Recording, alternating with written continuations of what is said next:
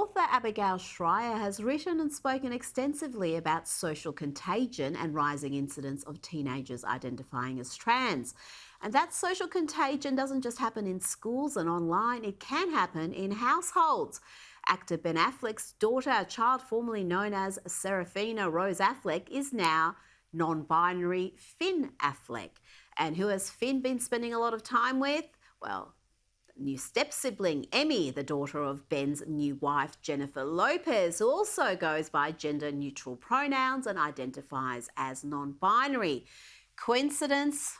Regular celebrity tomfoolery, or another example of social contagion? Who knows? Joining me now is showbiz and royal reporter Kinsey Schofield. Kinsey, there are so many non-binary and trans children in Hollywood, certainly a lot more than the general population, it seems.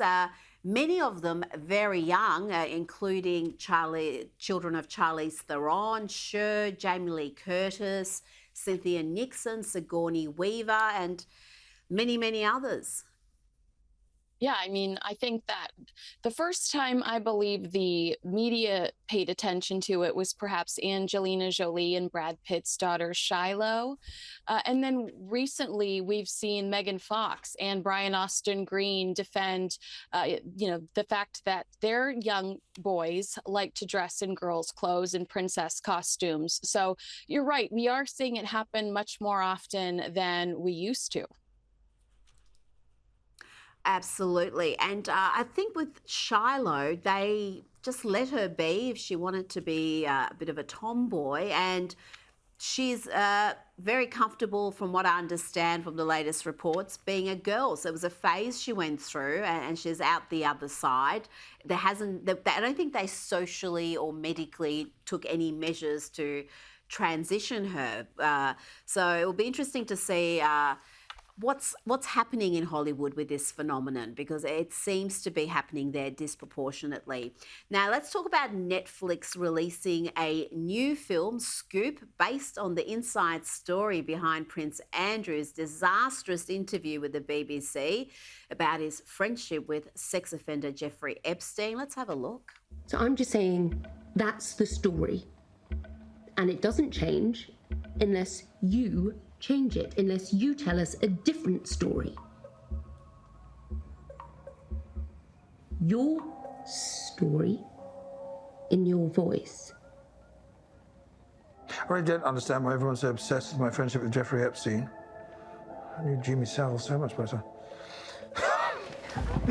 Certainly looks like him. The film is based on the story as told by TV booker Sam McAllister, who got the Prince to sit down for an interview. And Kinsey, it's already got some people feeling sympathy for the Prince. Not me. Tell me about how what impact this film's going to have for the royals.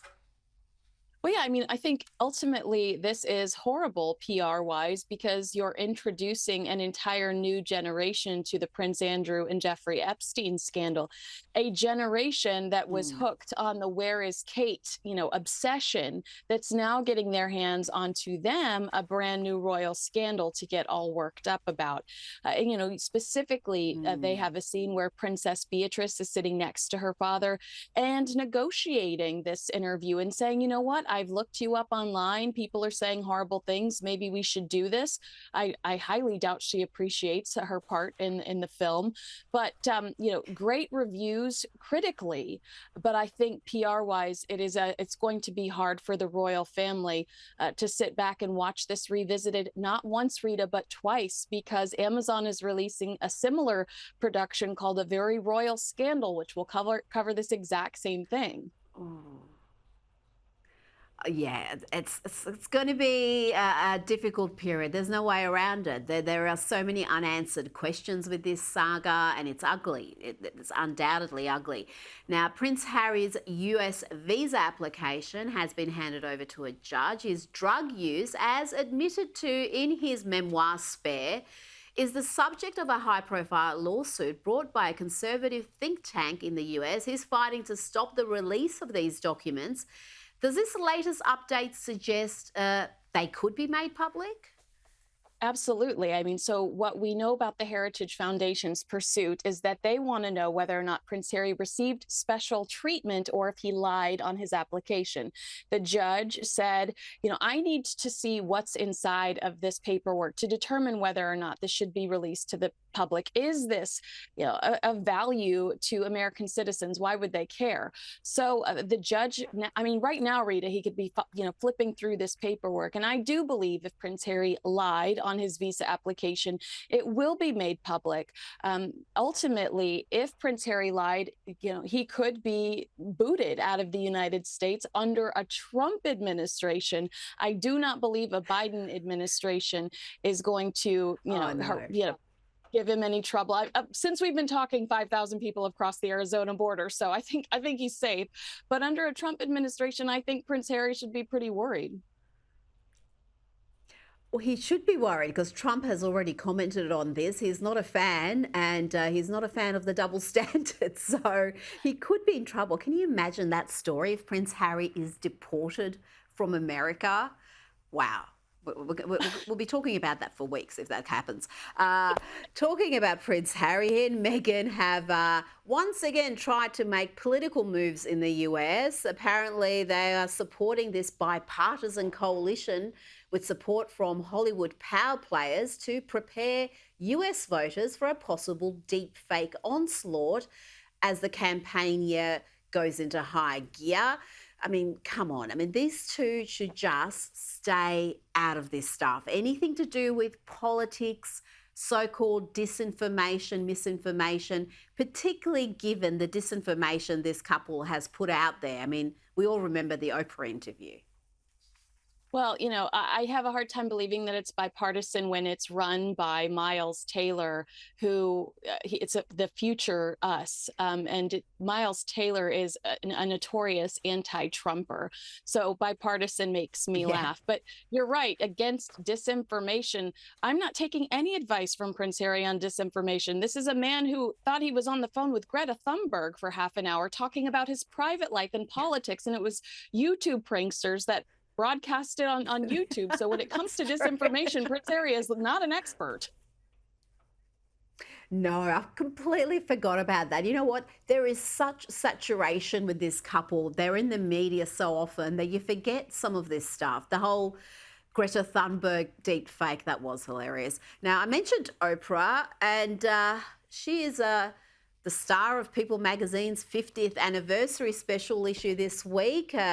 Has a glowing piece about her and her amazing career. It certainly was an amazing career. But when she turned 70 in January, it was hard not to notice, Kinsey, that the attitude to Oprah has shifted. She used to be universally admired, but now there are people who are having shots saying her squeaky clean image isn't what it seems. Her friendship with Harvey Weinstein certainly raised some eyebrows, but also there's been accusations that she's been responsible for having people cancelled and just not being the kind, giving Oprah that we are used to seeing on our TV screens. Is this all to do with her becoming more and more political, or is there something deeper going on here? Yeah, because my initial reaction to this story is I think you saw a lot of people turn their backs on Oprah Winfrey when she endorsed Barack Obama before he even announced that he was running for president. I mean, she really inserted herself into that campaign. And I mean, multiple economists have stated that there's no way he would have received the amount of votes that he did without that endorsement. And it really shifted her into a new light. And I think most recently people have a bit of disdain for her, because you look at that Meghan Markle interview that you mentioned earlier, and Oprah looks like an opportunist. I mean, there was no pushback. There was no follow-up, and it just felt like this was Oprah taking it. I mean, it felt like it was Oprah taking advantage of a really toxic family internal situation. Think back on Chris Rock's great stand-up where he was like, this is just in-law stuff. I'm paraphrasing. But, it just felt like Oprah Winfrey taking advantage of something really toxic. And, she kind of comes off as a snake oil salesman today, telling everybody she's doing Weight Watchers 1 second and then doing an Ozempic special 30 days later. I just think people don't trust her the way that they used to. And I think that's the key word, trust, because trust with her was so high. People just religiously believed whatever she said, any product she endorsed, any positions she took, but that trust seems to have fallen significantly. Kinsey Schofield, thank you so much for your time tonight.